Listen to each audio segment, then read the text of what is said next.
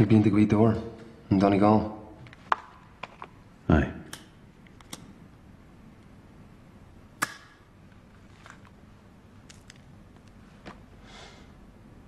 I went there when I was 12. Big cross-country race for the boys, and we're all on the back of a minibus headed towards Derry one morning. I mean, this is big time. You know, this is like international athletics for us, because we're racing against boys in the south, and we have this thing to do Belfast proud. Two of the boys are prods, the rest of us are Catholics. It's a cross-community event. And I suppose the good people in the south think this is great stuff. And let's get this wee team over from Belfast and all that patronising shite. Anyway,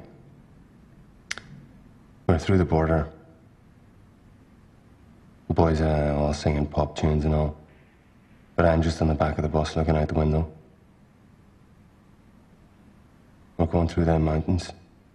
You know where Mount Aragal is and everything?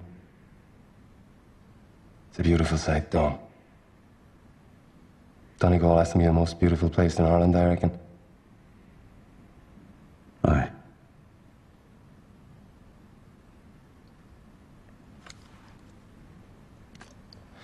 Anyway, we arrive at Door. What a place, and it's hopping with about 200 boys in there, getting into their gear and limbering up. The whole event's run by Christian brothers, and they're clipping young fellas around the back of the ears, basically trying to retain some order. Our team goes off for a wee jog, stretch out the legs. We're surrounded by fields of barley, and I dip down into a wee valley where there's a stream and woods running through it. Woods in the stream are out of bounds, so naturally us Belfast boys have to go check them out. Woods in the stream, Dom, sure, that's like the Amazon to us. And we come across these young fellas from Cork. There's some banter about our accents, but they could barely talk. We couldn't understand a word they were saying. You get the idea that they're lording it over us a bit, you know, looking down on us. I'm sensing it anyway. We're running along, and we come up with this idea to go down to the stream and check it out for fish. So we're down by the river Dom stream. There's half a foot of water in there. Little silver fish, but none substantial. Till one of their boys calls us further down. Lying in the water is a wee foal, 4 or 5 days old. He's all skin and bone, a grey colour, and he's got flecks of blood in his coat because he's cut himself up really badly on the sharp rocks. We're standing over him and you can see his back leg snapped. And he's breathing. He's alive, but just about.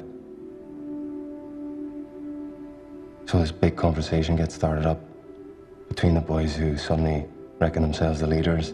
They're deliberating as what we should do. Someone says drop a rock in his head, but I'm looking in their faces and I can see they're either scared stiff or clueless. It's all bravado. And this foal on the ground, in real pain. All this chit-chat going on, going nowhere. Next thing, one of the priests sees us, sees the foal, tells us not to move and we're done for. I mean, we're really done for. Group of boys will always get the blame for hurting the foal. Group of Belfast boys will get a hammering for sure. So it's clear to me in an instant, and I'm down on my knees, and I take the foal's head in my hands and I put him underwater. He's thrashing around a bit to start, so I press down harder until he's drowned. Priest arrives, though. He's grabbing me by the hair, dragging me through the woods, promising me a proper hiding. But I knew I did the right thing by that wee fool. And I could take the punishment for all our boys. I had the respect of them other boys now, and I knew that.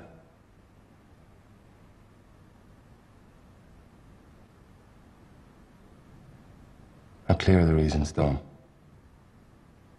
I'm clear of all the repercussions. But I will act, and I will not stand by and do nothing.